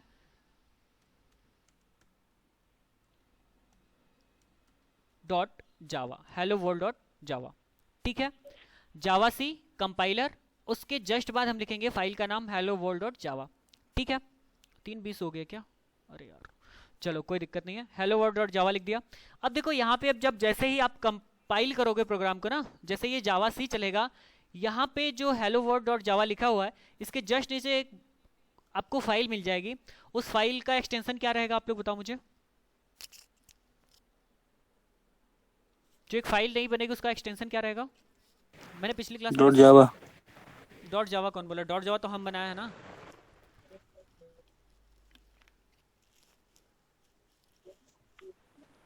बाइट कोड में चेंज होगा ना सर? हाँ बाइट कोड में चेंज होगा, तो बाइट कोड का एक्सटेंशन क्या रहता है? देखो क्या था? Dot class class sir, dot class है ना। हेलो वर्ल्ड डॉट Yes, जावा जैसे ही लिखेंगे, यहाँ पे अगर प्रोग्राम में एरर नहीं होगा तो देखते हैं क्या क्या क्या क्या क्या हो रहा है। देखो यहाँ पे डॉट क्लास फाइल एक बन गई, हेलो वर्ल्ड डॉट क्लास, ठीक है। उसी नाम से एक क्लास फाइल बन गई, मतलब बाइट कोड आपका जनरेट हो गया, ठीक है। अब क्या करेंगे, जो एप्लीकेशन लॉन्चर है उसको हम कॉल करेंगे। एप्लीकेशन लॉन्चर कौन सा है? जावा, ठीक है। उसके बाद लिखेंगे हम जावा। अब इस बाइट कोड को हम रन करेंगे, ठीक है। इस बाइट कोड को क्या करेंगे? रन करेंगे। पहले कंपाइल हुआ जावा सी के माध्यम से, हमको बाइट कोड मिल गया। अब इस बाइट कोड को क्या करेंगे? हम रन करेंगे एप्लीकेशन लॉन्चर के माध्यम से, इसको हम रन करवाएंगे। Java dot exe। अरे डॉट exe मत लगाओ ना, फाइल का नाम लिख दो हेलो वर्ल्ड, ठीक है।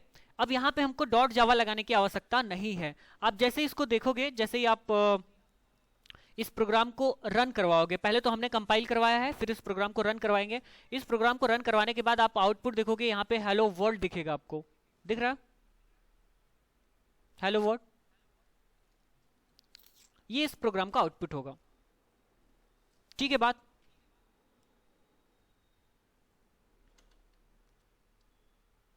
क्लियर है ये सभी को? Yes sir.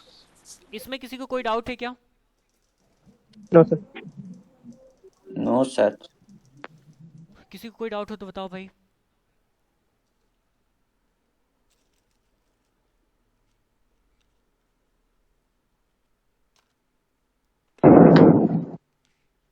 चलो ठीक है, और नेक्स्ट लेक्चर का भी टाइम हो रहा है। इसको आप लोग एक बार समझ लें आप लोग अच्छे से, ठीक है। इसका स्क्रीनशॉट वगैरह लेके रखना। आई थिंक प्रोग्राम भी आप लोगों के पास होगा, ठीक है। ये प्रोग्राम है, इसका आप लोग साथ में तीनों को साथ में स्क्रीनशॉट लेके रखोगे, ज़्यादा बेटर रहेगा समझने में, ठीक है। सर इसको ठीक है, थैंक यू सर। ऐसे करने के लिए हम लोग को अपने सिस्टम में करना पड़ेगा कमांड प्रॉम्प्ट। हाँ कमांड प्रॉम्प्ट से ही कर रहे हो ना प्रोग्राम को एग्जीक्यूट, या फिर कोई दूसरा आप आईडी इंस्टॉल करो अपने सिस्टम में। कौन सा सर, कोई बताइए जिसको। देखो आप इसको ये बटन सब बिना दबाना किए। देखो कमांड प्रॉम्प्ट आपके सिस्टम में चल रहा है। देखो बेसिक से सीखने के लिए, जावा बेसिक सीखने के लिए ना, इसका एक स्क्रीनशॉट ले सकते हो। जावा बेसिक सीखने के लिए आपको कमांड प्रॉम्प्ट से करना ही बेटर रहेगा, ठीक है। नहीं तो मैं खुद एक्लिप्स से ही पढ़ाता आप लोगों को। एक्लिप्स में मेरा बहुत अच्छा कमांड है, मैं एक्लिप्स से ही बताता आप लोगों को, लेकिन उस पर भी हम देखेंगे। लेकिन आपके पास अगर लैपटॉप है, ठीक है, आप बेसिक से जावा को सीख रहे हो, तो मैं सजेस्ट करूंगा आप लोग कमांड प्रॉम्प्ट से ही कोडिंग करो। और जिसके पास लैपटॉप नहीं हो, मोबाइल में जो एप्लीकेशन है उसको इंस्टॉल करके वहां से कोडिंग कर सकता है। सर सर ठीक, सब लैपटॉप का अलग अलग सिस्टम रहता है कमांड प्रमोट करने का, कि एक ही होता है? सबका एक ही होता है, क्या दिक्कत है? कमांड प्रॉम्प्ट तो ओपन ही हो जाएगा ना, सीएमडी सर्च कर लेना, आ जाएगा। सीएमडी सर्च कर लोगे, आ जाएगा कमांड प्रॉम्प्ट। हाँ सर, यहाँ तक आ चुके हैं, बट उसमें डाटा है जो चेंज कर रहे हैं, बस ये डाटा डालना है। कौन सा डाटा चेंज कर रहे हैं? ये देखो यहाँ पे, जहाँ यही पे सर, आपको हेलो फोल्डर, देखो यहाँ हेलो पे वर्ल्ड डॉट जावा आईडी। सबसे पहले सुनो तो, जहाँ बस पे आप यही सब। प्रोग्राम बना रहे हो, जहाँ पे ठीक आप है सर, अब प्रोग्राम, कर लेंगे, हो जाए। अब बतिया तो सुनो, जहाँ पे आप प्रोग्राम बना रहे हो ना, सबसे पहले उस फोल्डर में आपको जाना पड़ेगा, ठीक है। उसके लिए आपको sir CD JDK file install करके उसका वो जो पाथ सेट करना पड़ेगा पहले आपको। जेडीके फाइल इंस्टॉल करने के बाद देखो, आप सबसे पहले एक काम करोगे, एक चीज दिखा रहा हूं आपको। फोल्डर से अगर बाहर आना होता है तो हम cd डॉट डॉट कमांड का यूज करते हैं, ठीक है। आप अगर आपके सिस्टम में जावा डालने के बाद, जावा कमांड देने के बाद अगर ये रन हो जा रहा है, मतलब कि आपका पाथ सेट है। रन हो गया ना जावा देने के बाद, मतलब कि आपके लैपटॉप में जो प्रोग्राम, आपका जो पाथ है वो सेट है, ऑलरेडी सेट है, ठीक है। अगर सेट नहीं है तो आपको पहले पाथ सेट करना पड़ेगा, उसके बाद फिर प्रोग्राम को फर्दर कंटिन्यू करना पड़ेगा, ठीक है। ठीक है,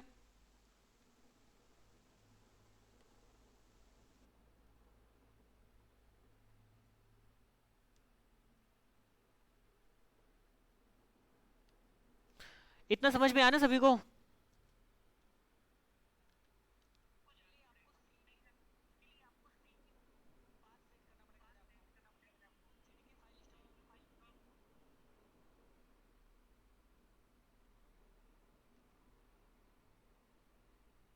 आवाज नहीं जा रही क्या आप लोगों को?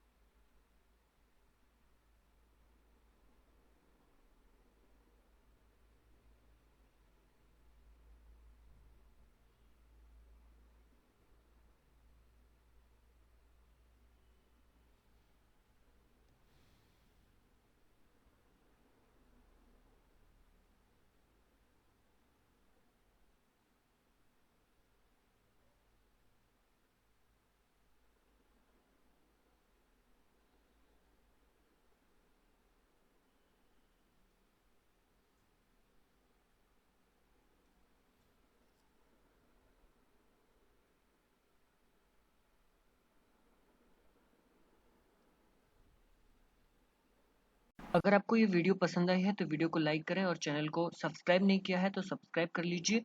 हमारे यहाँ ऑनलाइन ऑफलाइन दोनों प्रकार से कोर्सेज भी अवेलेबल हैं। ओ लेवल, डीसीए, एडीसीए जो कोर्सेज के नाम यहाँ पे लिखे हुए हैं।